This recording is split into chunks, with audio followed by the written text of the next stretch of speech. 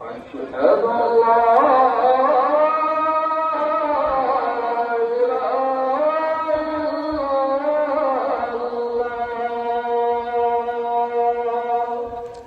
Hello everyone, three স্টোরির আরও একটা নতুন এপিসোডে আপনাদের প্রত্যেককে স্বাগত জানাই।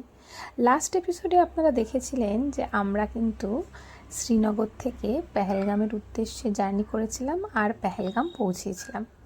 আর আজ চলুন আপনাদের পেহেলগাম ঘুরে দেখাই। পেহেলগামে আমরা যে তিনটি স্পটে মেনলি ঘুরেছিলাম সেই তিনটি স্পটই কিন্তু আজ আপনারাও আমাদের সাথে ঘুরে দেখবেন। তো চলুন আজকের গল্প শুরু করা যাক। আজ আমাদের প্রথম ডেস্টিনেশন আরু ভ্যালি। তো এই আমাদের গাড়ি কিন্তু এখন আরু ভ্যালির জন্য চলেছে।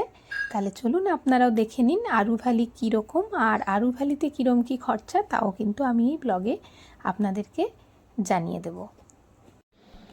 প্রথমেই আপনাদের বলে রাখি যে পেহেলগামে এলে পেহেলগামে আপনারা যে হোটেলে থাকবেন সেই হোটেল থেকে কিন্তু পেহেলগামের লোকাল ইউনিয়নের গাড়ি নিয়েই আরু ভ্যালি বা পেহেলগামের আরও যে দুটো তিনটে স্পট রয়েছে, যে তিনটে আমরা ঘুরেছি তার মধ্যে একটা আরু ভ্যালি, একটা চন্দনবাড়ি আর একটা বেতাব ভ্যালি।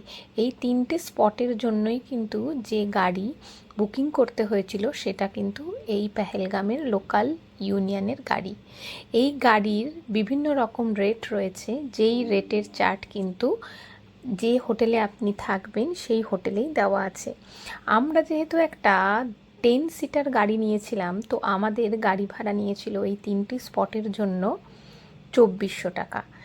আর আরু ভ্যালিতে ঢোকার আগে কিন্তু একটা আপনাকে টোল দিতে হয়, আর বাকি কোনো জায়গায় ঢোকার আগে রাস্তার কোনো টোল দিতে হয় না। তবে বেতাব ভ্যালিতে কিন্তু ঢুকতে হলে আপনাকে টিকিট কাটতে হবে। যাই হোক, সেই সমস্ত কিছু পরপর এই পুরো ভিডিওতে থাকবে। এখন আমরা চলেছি আরু ভ্যালির দিকে। আরু কাশ্মীরি ভাষায় আদাব নামে পরিচিত। জম্মু কাশ্মীরের অনন্তনাগ জেলার এটি একটি গ্রাম, আর তার সাথে খুব বিখ্যাত একটা ট্যুরিস্ট স্পট এই পেহেলগাম এলাকার। অনন্তনাগ শহর থেকে এটা 53 কিলোমিটার দূরে অবস্থিত। পেহেলগাম থেকে প্রায় 12 থেকে 11 কিলোমিটার আপস্ট্রিমে এই আরু ভ্যালি অবস্থিত। লিডার নদীর একটা উপনদী অরু নদীর বাম তীরে এই আরু ভ্যালি। পশুখাদ্য বীজ উৎপাদন কেন্দ্রটি আরু গ্রামে অবস্থিত, যা জম্মু কাশ্মীরের বৃহত্তম পশুখাদ্য বীজ উৎপাদন কেন্দ্র। এই আরু গ্রামের মধ্যে অরু নদীর তীরে এই কাশ্মীরের ভ্যালিটাই কিন্তু আরু ভ্যালি। এই যে আমরা এই গেটটা পেরোলাম, এই গেটটার ডান দিকেই কিন্তু টোল ট্যাক্সের সেই জায়গা যেখানে আমাদের গাড়িকে 200 টাকা দিয়ে এগিয়ে যেতে হলো আরু ভ্যালির দিকে। প্রত্যেকটা গাড়িকেই কিন্তু এখানে 200 টাকা করেই দিতে হয় এবং তারপরেই আরু ভ্যালির দিকে যেতে হয়। নোংরা জল কালিম্পংয়ের সাইড সিনগুলো দেখতে গেছিলাম না, ঠিক এইরকম রাস্তাটা না, লাভালোলেগাঁও 24 টাকা বসে আসছে রাস্তা।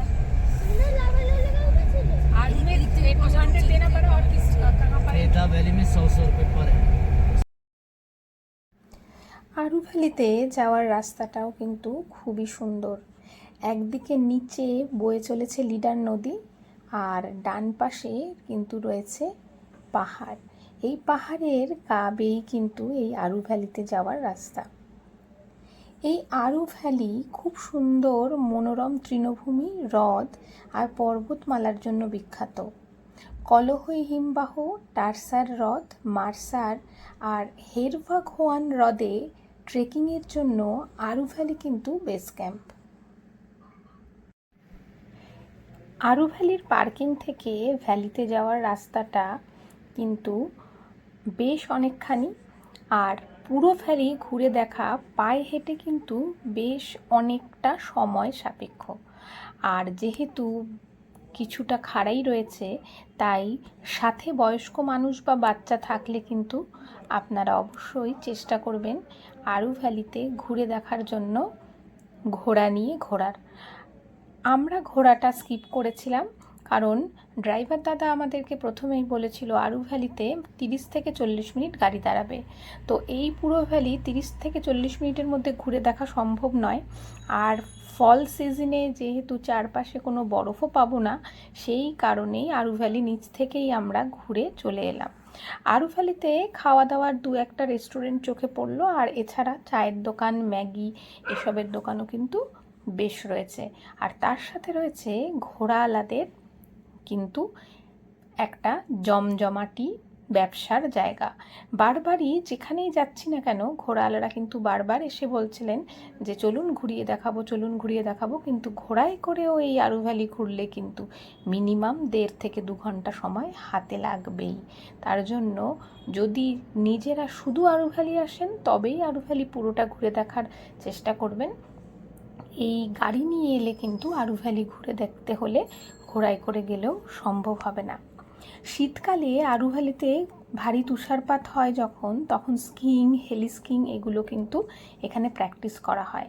এছাড়াও লিডার নদীতে ট্রাউট মাছ ধরা, ট্রেকিং, হাইকিং এই ধরনের কাজও কিন্তু এখানে হয়। আরু ভ্যালির চারপাশে প্রায় 20টি আলপাইন হ্রদ, চূড়া ও তৃণভূমি রয়েছে।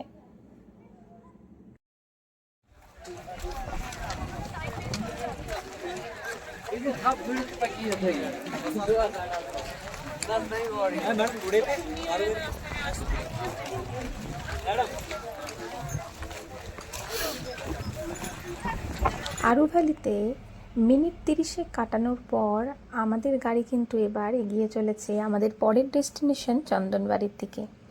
আরু ভ্যালি থেকে চন্দনবাড়ির দূরত্ব 12.5 কিলোমিটার, সময় লাগবে 22 মিনিট। আর এখানে বলে রাখি, আমরা যে হোটেলে ছিলাম, যেটা এর আগের ব্লগে আপনাদের দেখিয়েছি, ওই হোটেলটা ছিল কিন্তু লাড়িপোড়া থেকে কিন্তু চন্দনবাড়ি একদমই কাছে। তো আমরা এবার এই আরু ভ্যালি থেকেই চন্দনবাড়ি যাব লাড়িপোড়ার ওপর দিয়ে। তো চলুন আপনারাও আমাদের সাথে এইবার জার্নি করুন চন্দনবাড়ির। চন্দনবাড়ি হলো কাশ্মীরের একটি তুষার হিমবাহ। অমরনাথ যাত্রার জন্য যে দুটি পথ রয়েছে তার অন্যতম একটি প্রধান পথ কিন্তু এই চন্দনবাড়ি। এর তুষার সেতু আর অত্যাশ্চর্য সৌন্দর্য কিন্তু খুবই বিখ্যাত। এখানে অমরনাথ যাত্রার সূচনা হয় যা জুন, জুলাই আর আগস্ট মাসে হয়। আর এই হিমবাহের ওপরে হাঁটার জন্য যে সময় এইখানে বরফ জমে থাকে, মূলত এপ্রিল মে এই মাসগুলিতে এই হিমবাহে হাঁটার জন্য কিন্তু যারা আসেন ট্যুরিস্টরা, এদেরকে অবশ্যই গামবুট ভাড়া করে নিতে হয় এবং সাথে লাঠিও রাখতে হয়।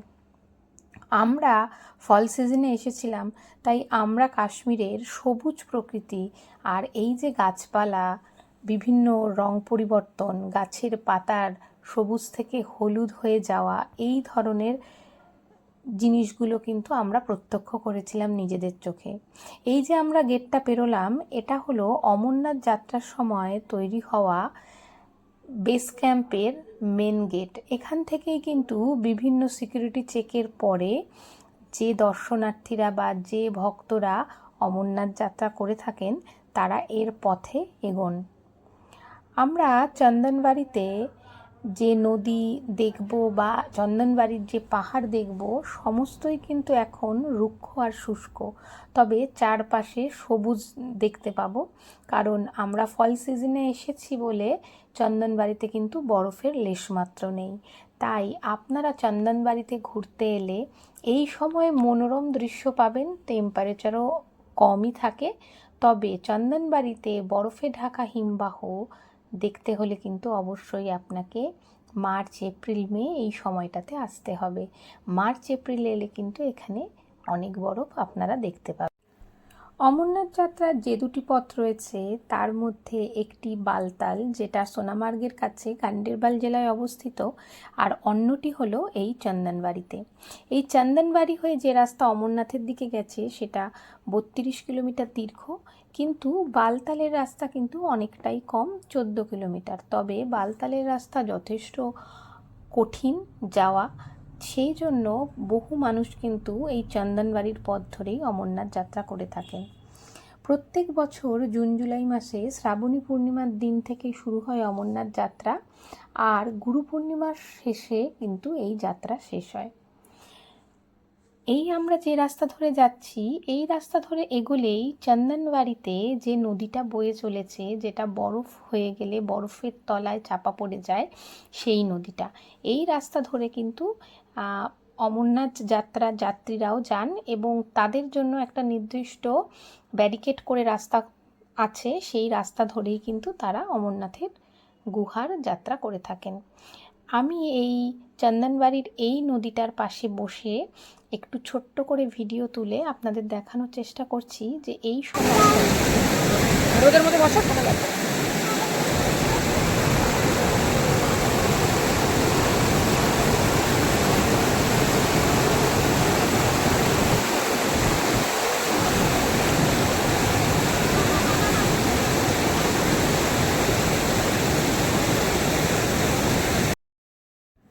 চন্দনবাড়িতেও কিন্তু লিডার নদী বয়ে চলেছে।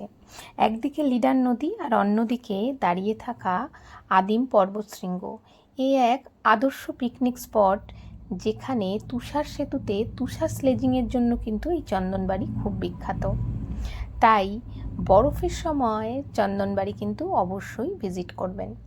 এবার চন্দনবাড়ি থেকে বেরিয়ে আমাদের পরবর্তী আর এই ঘোরার লাস্ট ডেস্টিনেশন বেতাব ভ্যালি।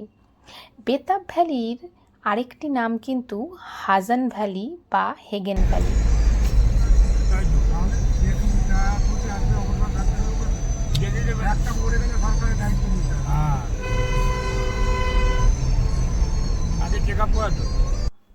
উনিশশো 1983 সালে সানি দেওল আর অমৃতা সিংয়ের হিট ডেবিউ ফিল্ম বেতাবের শুটিং হয়েছিল এই হাজান ভ্যালিতে।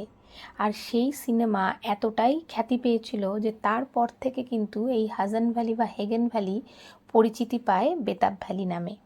তো চলুন আপনারাও আমাদের চোখ দিয়ে এই বেতাব ভ্যালি একটু ঘুরে দেখুন।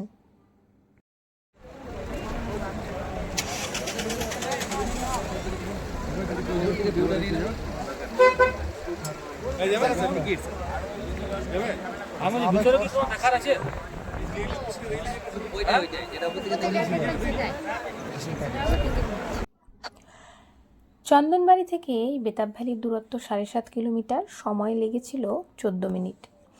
পেহেলগাম আর চন্দনবাড়ির মধ্যে অমরনাথ যাত্রার পথেই পড়ে এই বেতাব ভ্যালি। এই বেতাব ভ্যালিতে এন্ট্রি ফি বড়দের জন্য 100 টাকা আর ছোটদের জন্য কিন্তু 50 টাকা।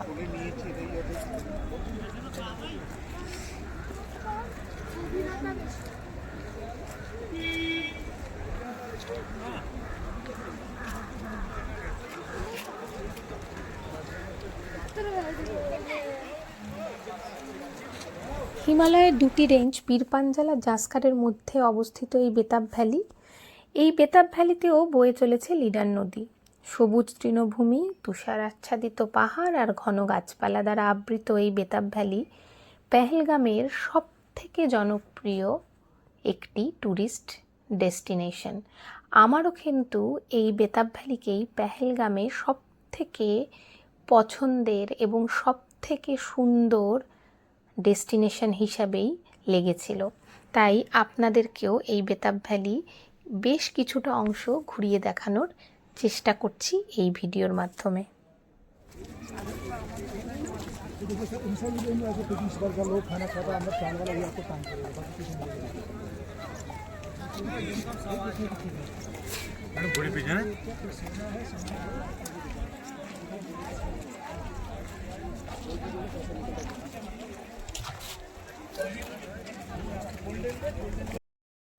ষাট থেকে 80 দশক পর্যন্ত কাশ্মীর ছিল ভারতীয় চলচ্চিত্র শিল্পের আবাসস্থল। এই কাশ্মীরে আরজু, কাশ্মীর কি কলি, জব জব ফুল খিলে, কভি কভি, সিলসিলা, সত্তে পে সত্তার মতো এক সে বাড়কর এক সিনেমার শুটিং কিন্তু হয়েছে। পরবর্তীকালে জঙ্গিবাদের সূত্রপাত হওয়ায় চলচ্চিত্রের শুটিং একদমই বন্ধ হয়ে গিয়েছিল, কিন্তু বর্তমানে পরিস্থিতি কিছুটা অনুকূল হওয়ায় বেশ কিছু নতুন সিনেমারও কিন্তু শুটিং এখানে হয়েছে। যেমন হালেই ইমতিয়াজ আলীর পরিচালনায় রণবীর কাপুর আর নার্গিস ফাকরির রকস্টার সিনেমার শুটিংও কিন্তু এখানে হয়েছে। এছাড়াও শাহরুখ খান অভিনীত জব তক হে জান বা রণবীর কাপুর অভিনীত ইয়ে জাওয়ানি হ্যায় দিওয়ানি বা শাহিদ কাপুর অভিনীত হায়দারের মতো অনেক চলচ্চিত্রের শুটিং কিন্তু এই কাশ্মীরে হয়েছে।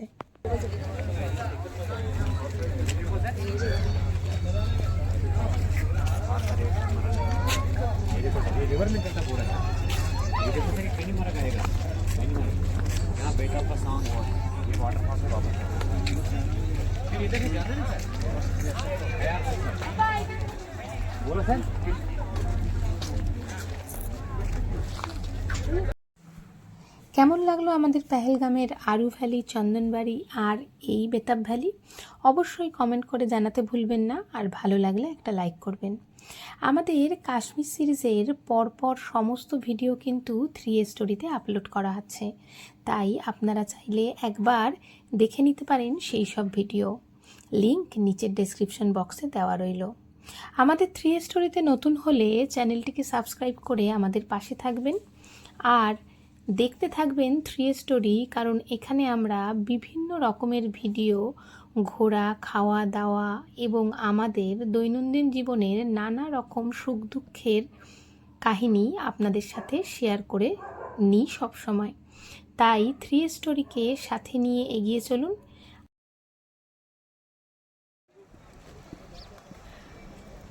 কাশ্মীর পর্বের প্রায় শেষ পর্যায়ে আমরা পৌঁছে গিয়েছি, তাই শেষ পর্বে আমরা পেহেলগাম থেকে কলকাতা পৌঁছানোর জার্নির ভিডিও দিয়ে এই কাশ্মীর পর্ব শেষ করব। সেই পর্ব খুব শিগগিরই আপলোড হতে চলেছে 3 স্টোরির এই চ্যানেলে, তাই 3 স্টোরিতে নতুন হলে সাবস্ক্রাইব করে চ্যানেলটির পাশে থাকবেন আর সবসময় দেখতে থাকবেন 3 স্টোরি, কারণ আমরা বিশ্বাস করি আপনারাই আমাদের বন্ধু, তাই আপনাদের সাথে হাতে হাত ধরেই আমাদের অনেক পথ চলা এখনও বাকি। ভালো থাকবেন সবাই, খুব শিগগিরই নতুন পর্ব নিয়ে 3 স্টোরিতে আবার হাজির হব। ততক্ষণ সবাই দেখতে থাকুন 3 স্টোরি।